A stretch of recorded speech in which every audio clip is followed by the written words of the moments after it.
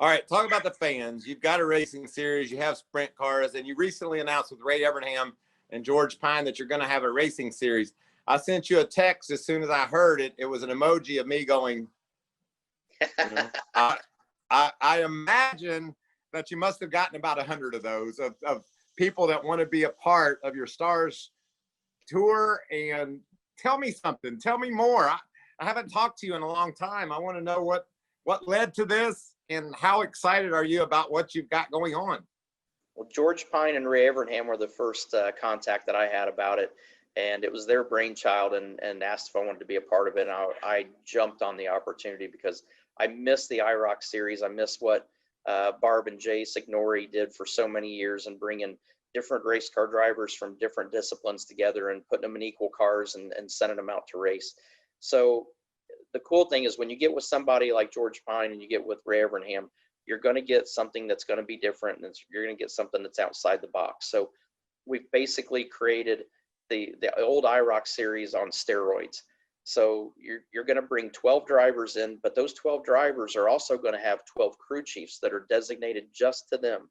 So versus having 12 identically prepared cars, you're going to have 12 cars that have 12 different crew chiefs working on them to help set that car up for your driving style and the needs that you want as a driver. So there's going to be a limited amount of things that they can change because, Michael, as you know, with these crew chiefs, if you gave them free reign, this would be so out of control it wouldn't even be funny. But being able to at least tune these cars to the driver, I think, is one of the fun parts about it. To where if a guy likes a tighter setup or a tighter fuel car, or a guy likes a looser fuel car, we're going to be able to give them that. So that way they're not just stuck with one car that doesn't feel good to them, and they got to drive it the whole race that way.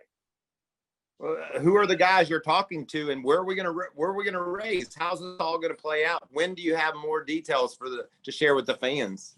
Well, today, as a matter of fact, we just announced that Helio Castroneves is going to be driving in the series next year. So we've got a master list. We have invites that are going out, and we've got other drivers that have accepted offers already that we haven't announced. We're trying to spread it out so we don't just give everybody all the information at once and then lose the excitement about it before the series starts. But that's the fun part right now is we're sitting there reviewing racetracks, and there's tracks across the country that are saying, hey, we're open to being a part of this. So, we're looking at some really cool tracks, mainly smaller tracks, shorter tracks where guys are going to be closer to each other, beating and banging on each other, the stuff that the race fans really miss seeing right now. But we want tracks that are going to give these guys an opportunity to slide the cars around without having to worry about crashing all the time. So having some of the smaller tracks where I think the action's better anyway. I think tracks like Bristol and Martinsville are some of the best racing that NASCAR has right now. So